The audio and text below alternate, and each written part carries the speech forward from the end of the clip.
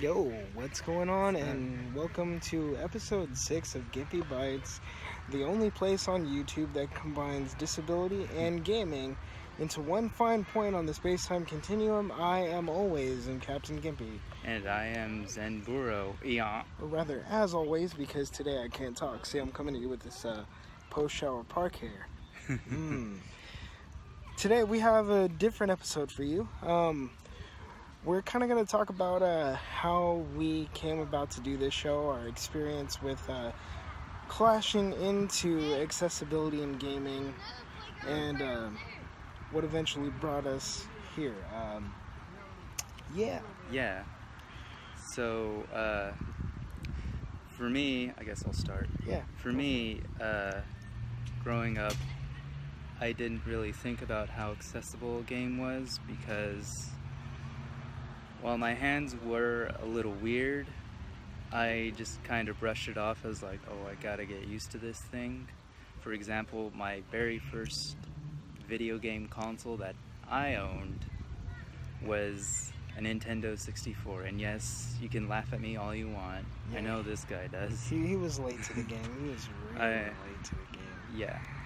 But if you remember, as I'm sure you all do, the Nintendo 64 had a strange battering shape with the Z button on the back, the control stick in the middle, and you had these yellow C buttons, which if you played a game like GoldenEye, where you're like strafing and looking up and down, basically your camera controls. Yeah. The C buttons were usually the camera controls on the N64 games. Yeah. And, yeah. Needless to say, Captain Gimpy was not a big fan of it, and he will talk about that after I'm finished. Oh, yeah. Or if you want to, right now. I was just gonna say, like, that was actually the reason I absolutely friggin' hated the N64.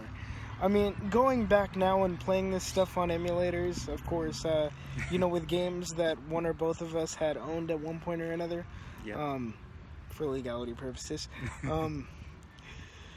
The games are actually quite good. A lot of the first-party games are amazing. A lot of the second-party games are amazing.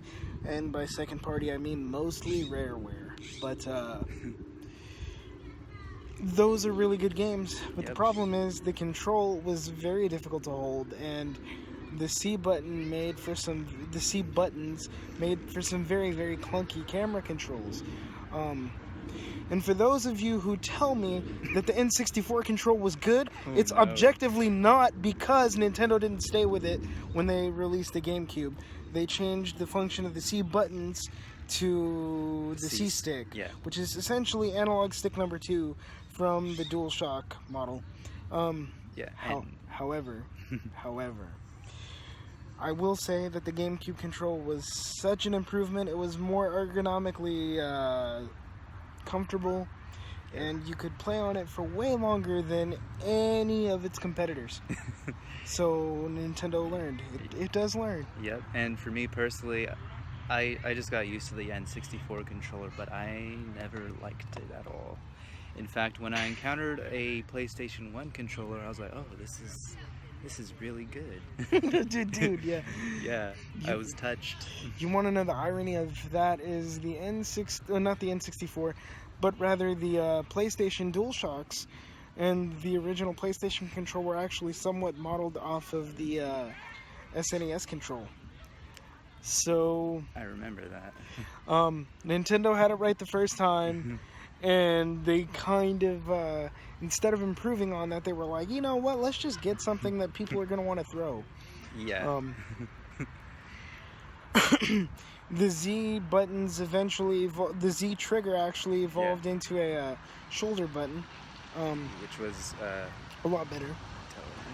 Although they really could have stuck it on the back of the control, and that would have also been a pretty good addition either way.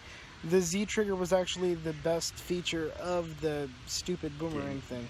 Yeah, it was. Yeah. Also, another thing, I have some vision problems, like astigmatism in my left eye.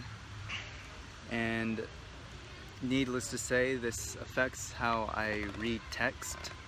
both in books and in visual media like movies and video games. And one of the things that I was always curious about, and I wish more developers would start doing this, is offering different font sizes for their subtitles. Yeah. Because it is, for example, a recent game actually, Rocksteady's Batman Arkham games. They're great games, don't get me wrong, and they have the amazing voice talents of Mark Hamill and Kevin Conroy and all that stuff. However, sometimes I just want to read the text and be like, oh yeah, but the text is really, really tiny for the subtitles, and I could just see it being irritating for other people who have vision problems as well, or who are deaf and they need to read the text in order to enjoy the story. The other thing that you have to think about when it comes to the issue of subtitles, the first time I ever noticed that was going to be a problem was when HD gaming became a thing with the Xbox 360. I can't call it what I normally do. With the 360 was Dead Rising. That game had such unbelievably small font, even on HD TVs, that you could not read the damn thing. And the whole story was told to you by reading, mostly. Yep. I mean, there were some voice dialogue portions, but all the gameplay dialogue came about via text bubbles like an RPG. And I couldn't read it even when I had an HD TV. So I knew that this was going to be a problem that plagued that generation of games, and for a long time it was. Another thing is, not everyone is capable of learning to read, but they can understand speech. Which actually brings us to our next Arkham Knight point. The donkey over here, in case you don't know what that's what Burro means. He was talking about, he made a very good point on the way over here to the lovely park behind us, that there are segments in Arkham Knight and in the Arkham games in general where you can't really distinctly hear the dialogue because of some background noise, like if you're in a factory, the clanging of machinery and all that stuff. And you can make the argument that that's part of the ambiance, and in real life you wouldn't be able to hear somebody over the clanging of that anyway. But we're not talking about real life, we're talking about a video game that people are supposed to enjoy. This is one area that video games can take a cue from anime, because despite all the background noise, when they do ADR voiceover work for anime, they make sure that the dialogue tracks are very, very audible and clear, that people speak very clearly, which incidentally makes it very easy to learn Japanese from anime, which is why so many people do it. We're in Japanese class, so I thought I'd bring that up. But that's one way in which the whole experience could be improved. See, I would like to make it sound like I've been thinking about accessibility my whole life, but the truth is, like, I didn't know what that was for a long time. Like, I've been gaming since the age of 3 at the release of the original Nintendo Entertainment System, and then I had a Super NES when that came out. And what I can tell you is that I knew that some games I stayed away from because I wasn't good at them. And I started to realize that it was something with the controls that made it hard for me to play, so I would avoid those games. So I didn't play a lot of platformers other than Mario, because well, they were really, really hard and the controls were squirrely, and my hands being super gimped, like, I couldn't really enjoy those games. So I played a lot of Final Fight, I played a lot of Street Fighter, played a lot of Mortal Kombat, World Heroes, that sort of thing. With some platformers, I played a lot of gun con type games, which were on the Super Scope. Oh yeah, that was fun. I hated the Super Scope peripheral, by the way. Thank God that thing died. It was awkward to hold, but that's a whole other conversation. So I didn't really know what accessibility was. In fact, that wasn't even a conversation that we were having. either as consumers or in the development side of the industry as a whole. We weren't talking about it. When I first realized that was a thing you could talk about was at GDC 05. I went to GDC 05 and people started talking about closed captioning that included audio cues for hearing impaired people, deaf people. And I was like, oh, I never really thought of that. But that is a really good point, and there's no reason those can't be included in games. They started talking about color blindness. There was a whole panel on that type of accessibility thinking that I got to go to. That was really my first exposure to thinking about it. And, you know, I got older, and I recently, like within the last year, I wrote a book called The Gimpy Monologues, and it's more broadly about disability and how people think about it.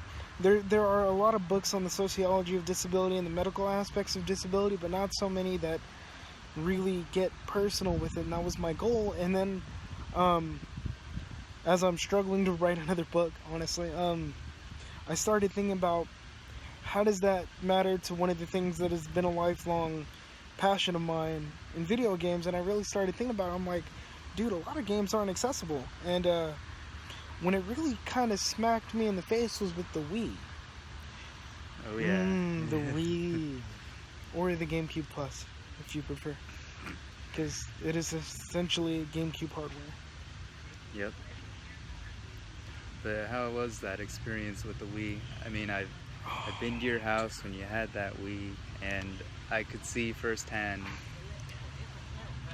Look, for example, intellectually, I understood it, but then seeing it firsthand, like, you know, the Wii is really, it's really not accessible to a lot of people. Here's the thing, the Wiimote by itself is, but if you force me to put the nunchuck in my left hand or anything in my left hand that I'm also not holding onto with my right, like, the games on it were the most unplayable games in my life. Like, there were so many games I genuinely wanted to play, and I literally could not because I couldn't hold the nunchuck still and manipulate the analog stick on it while pushing the buttons on it and pushing buttons on the Wiimote. Like, it's not a thing that I can do. And I told this dude, like, if this is the way games are going, I'm gonna have to leave it behind and just stop gaming altogether. Luckily, the whole idea of motion control in that form ended up being little more than a gimmick. But these thoughts are re-emerging with the advent of virtual reality, which I think I kind of want to go into. I want to go into VR on its own, probably here. People think this is new, but the Oculus has been around in prototype form for quite a while. I mean a while. It might even be verging on 10 years. John Romero was heavily involved in its development, as I think was John Carmack for a little bit. John Carmack has since gotten into the aerospace industry, along with being a part of id Software still. I hope things are going well, Mr. Carmack, sir. Yeah, you brought me Doom. That was one of the greatest pleasures of my entire life. But think about how the HTC Vive works, okay? You have a headset that's tethered to your PC, and then you have these sensors that are supposed to be strategically placed around your room to track things like jumping and ducking and bobbing and weaving and shit. Those are all things that I can't do.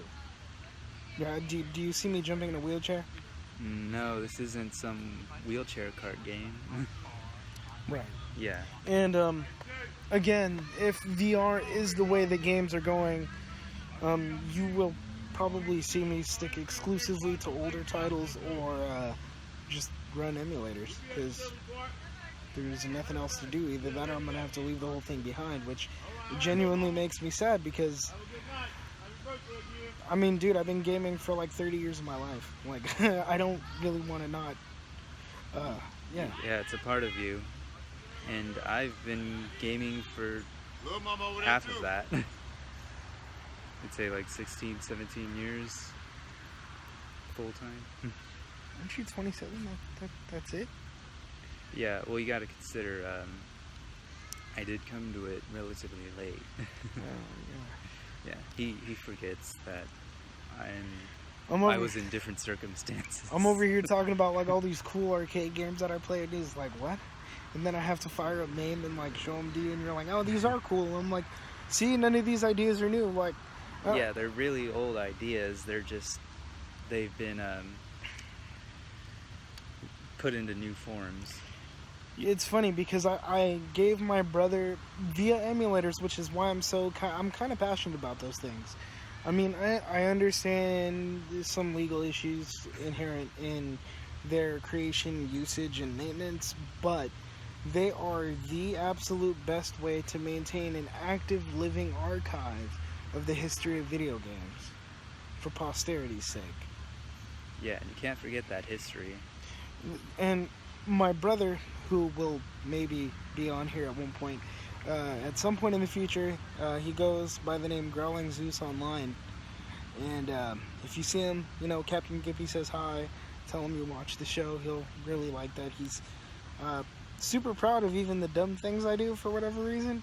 But I made him play a bunch of really old games, and I'm talking like arcade games from the late 70s, the early 80s, on into the 90s, and like more contemporary stuff that happened within the last like 10 to 15 years, and all because of emulation. And he was like, dude, a lot of these ideas that people are using on home consoles as like new and innovative, they were already there.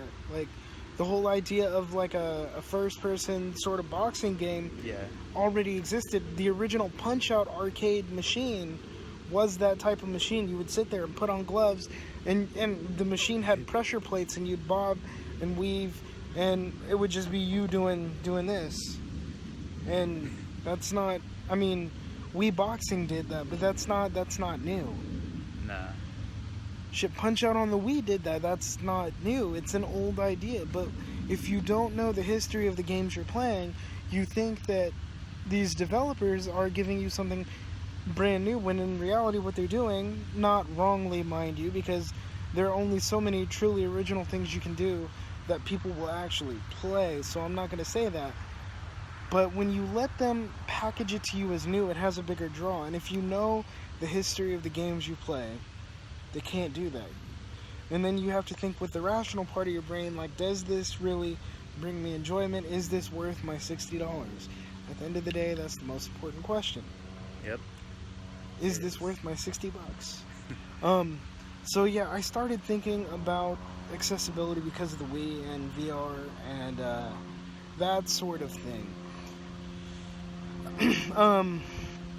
Like, for example, he had a language delay, right? Yep. So like you couldn't always really read. Yeah, I do have to credit though the games that I have played. For example, Zelda: The Ocarina of Time. Those games were text heavy, and it did help me a lot with improving my reading ability, more than just reading books. Although I have missed out on a lot of junior level books that I'm still looking for.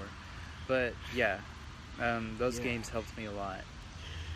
For me, it was comic books. Like that kept me encouraged to read. I mean, I have a wicked vocabulary, so that wasn't the thing. I just didn't like it. In fact, it's kind of why I do like closed captioning, because it's just the reading aspect of it. I like to see how they did it. Let's see. Another thing about accessibility in video games, like like alternative controls. Like I remember thinking about it like this, like a friend of mine, the reason he played exclusively on PC and he loved games like Diablo was because he couldn't hold a controller. And I remember around the same time we were talking about that, because this was when Diablo 2 was out. Yep. And Diablo 2 lasted a very long time. So toward the tail end of Diablo 2's online life cycle, we were talking about this, and on a bus actually, we took a paratransit bus, and he worked at the franchise tax board, and I was coming home from ITT Tech in, some city in Northern California. And we talked about that. One of the things that he told me is, like, he can't really hold a control. And I was like, well, when it comes to FPSs, I can't really manipulate a control like I want to either. And people say, oh, you'll get used to it, you'll get used to it, you'll get used to it. I heard that hundreds and hundreds of times. Guess what? I'm used to it in the way that I know for a fact I'm not going to get better at it. So I started Googling if it were possible to use a mouse and a keyboard to play Halo on the Xbox.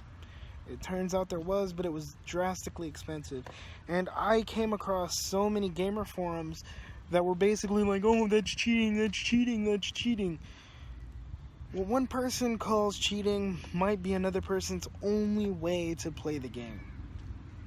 Because it's a lot easier for me to hold W and hit D and turn with the mouse than it is for me to sit there and fuck around with 2 analog sticks and do all that. Like, it's not the same thing. By the way, I don't know if you know this, but almost every modern console shooter, because of the imprecision of console controls, has some form of aim assist that you cannot turn off. Yeah. Now who's cheating? I'm not using aim assist on any FPS games that I play. But every one of you is. Yep. Another thing... PC Master Race. But I also play console games, so don't hate on me. You know, when it comes to, like, fighting games as well, when you're doing the training mode, I remember I was playing with my nephew at the time. He was only, like, 4 years old, but the game we were playing was Soul Calibur 2, and my nephew at the time didn't know how to read, so he was trying to look at the buttons, and they were really tiny to him, like kick button, punch button, and I was thinking in my head at the time, like, why don't they make him like brightly colored and bigger so that little kids can pick up on those visual cues, like, why don't they make the connection on their controller. Right, like, why don't they actually put pictures of the buttons? Some games do. Yeah, some games do. I'm not knocking that all games do that, but this particular game didn't do that. What game was that? Soul Calibur 2. Oh yeah, my bad, you said that. Yeah. Soul Calibur 2 was actually really bad at that. Yeah, it was. Namco is pretty bad at that in general. Yeah, because Tekken 2 suffered from that also. Yeah. So, how did we come across making this? What you have to understand is that I've been trying to come up with a way to talk about this stuff for a lot of years. Like, a few years ago, I had an idea to start a website that does accessibility reviews. Because at the time, one didn't exist. Now it does. Yep. I forgot what it's called, but Able Gamers, that I talk about quite frequently here, they do that, and that's cool. I wish there were more reviews. If you guys would like me to write for you, that would be awesome. I'd love to look at your criteria. Seriously, please freaking email me. In fact, I had the CEO of Able Gamers retweet one of these videos because he watched it. I was like, dude, that's kind of where I want to be. But I've been trying to do this for years, and there was really no good way to do it. Like, and I feel like now is the perfect time. Yeah. I tried a website. I couldn't get enough people who wanted to write for it. I got a lot of, why the hell would you want to do that? Like, it's not that important. It's not that important. That's what I got a lot of. And then all of a sudden, like, Polygon starts talking about disability, mind you, by non-disabled writers. And all of a sudden now it's a thing, and I'm like, okay, I think now's a good time for me to do some things. Gimpy Bytes will maybe turn into its own website at some point in the future. I really don't know. But it was a harebrained idea that I had. And I finally decided to do something about it. It's always been something that's affected me, obviously. Yeah. But it wasn't always something I thought I could do anything about. Yeah. So yeah, and if you didn't catch that, that's a hint for next episode. Yeah. Next week. That's kind of why we're doing this, because we want you to know why we're doing this. Like, Yeah. whether he realizes it or not, he's pretty gimpy. Like, I've watched him play video games, and he does like things like, you know, I am. like this, and he's And I over tend here doing this, and I'm like, and I tend to be very excitable when I play a game, which causes me to lose control frequently. Yeah, so Which is all good because we're both having fun. And as I'm thinking back through my childhood, I realized that it's something that has affected me as well, and not just myself, but people around me too. Like I mentioned, my nephew when he was growing up and all that. Games need to become more accessible to all ages and people of different physical and cognitive ability. Yeah, because I think everyone needs to experience that fun. I mean, another thing, right? To me, I know there are going to be a lot of people who don't really play games who might watch this. Well, maybe, because, you know, people who don't play games don't watch videos like this. But Yeah. if you do, you have to understand something. Gaming isn't necessarily antisocial. For some people, I mean, we did, our inaugural episode was about how Pokemon Go was enabling a child on the autism spectrum to get out there and socialize. Yep. And he otherwise would be just kind of looked at as weird, but since, you know, they're all about the Pokemon, like, he was able to make some friends. Gaming can sometimes be one of the few ways that some people have to form a social circle. That's one of the huge draws of MMORPGs, is people who are a little less than social have an easier time forming relationships. Now, sometimes that can get a little skewed and cause other issues, but Yeah. you shouldn't blame the media for that, or the medium. You shouldn't blame the form of that on those problems. There are other things going on in people's lives that contribute to it becoming a problem rather than a boon. You have to look really closely at that. Yeah. For me, for example, for up until about age 12, believe it or not, I really wasn't allowed to go outside. I wasn't really allowed to sleep over at people's houses. I had friends, but like, I only really had them at school. Nobody came over my house for dinner. I didn't go over other people's houses for dinner. And so I missed out on a lot of that social bonding early on. I mean, there were a couple people that I was allowed to kick it with outside of school, but that was mostly because they were also, you know, in wheelchairs and stuff, and, you know, that's a whole nother thing. But when I finally had the opportunity to go outside and make other friends, it was video games that got us talking. It was video games that got us interested in getting to know each other. So it's not all about, you know, nerds who whack off and live in their mother's basements and all this other stereotypical nonsense that gets thrown around. Gaming is actually potentially a force for good. I know a lot of people who got into programming because of video games. I know I went to school with people who got into 3D animation because of games. I have a friend who is now working as a concept artist for EA BioWare because she loves video games and she plays games on YouTube. I'll put a link to her channel in the description just because I think she's badass. But yeah. Yeah. So yeah, that's how we came to here.